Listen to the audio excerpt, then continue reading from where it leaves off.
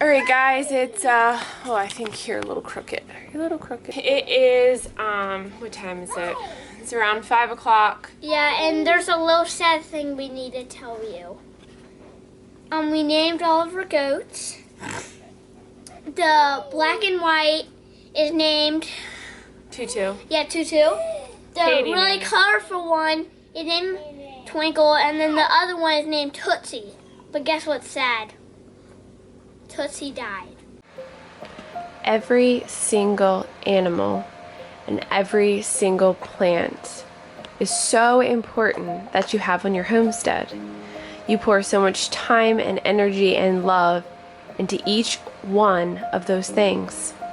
And so when something happens,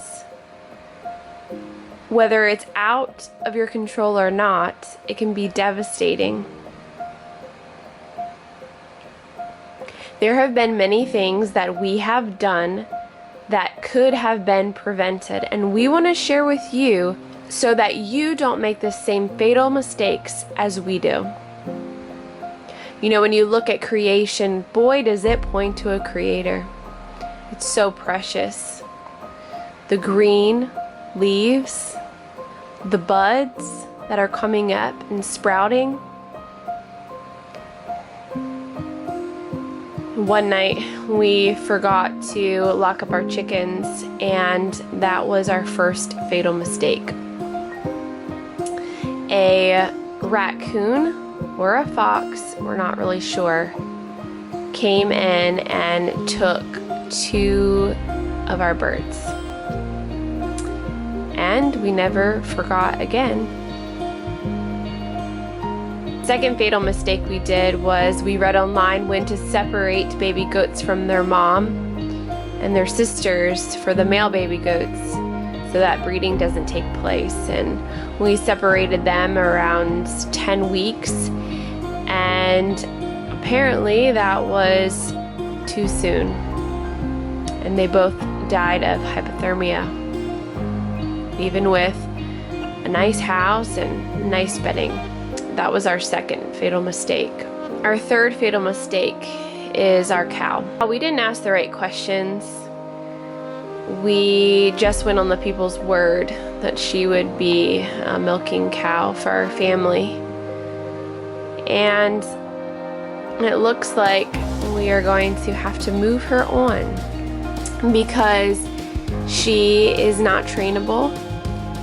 And she also charged after Eli. No, we're just not okay with that. And recently, our last fatal mistake was our new baby goat. Oreo had triplets. You know all about that. It was such an exciting time, and it is still such an exciting time. And regardless of these things that are happening on the homestead, we are still glad that we do it. But what happened was Oreo may or may not have been producing enough milk, and the baby might have just been weak anyways. We're not really sure.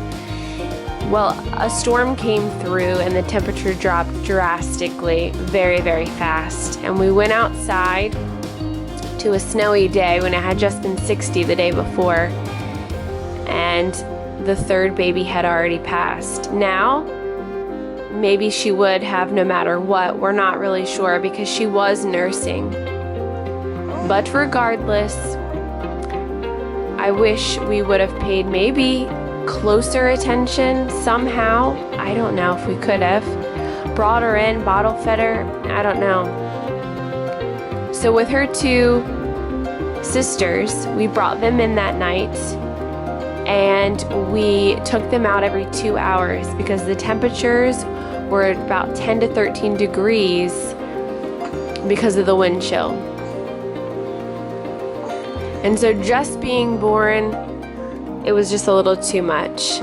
And so that's why we had March babies, but you just never know what the weather's gonna do. So we just took their temperatures and they look good, right?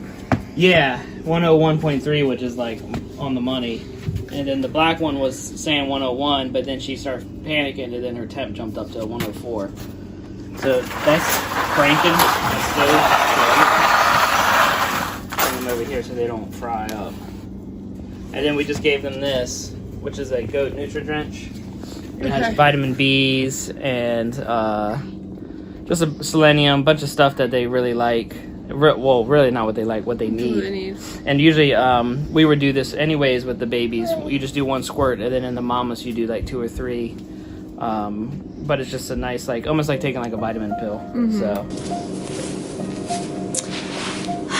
So the part of homesteading that nobody wants to talk about. So I was up, oh boy, how many times was it? But I was up many times, and Nathaniel went out there at 5:30 this morning to take the morning turn, and then at I think around 7:30 he put the babies back with hello Chloe back with their mom, or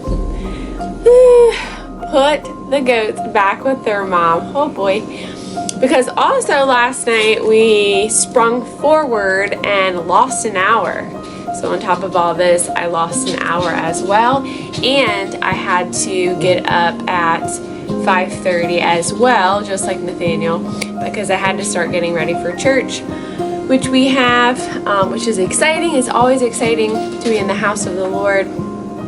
And so now I have to go get the boys ready.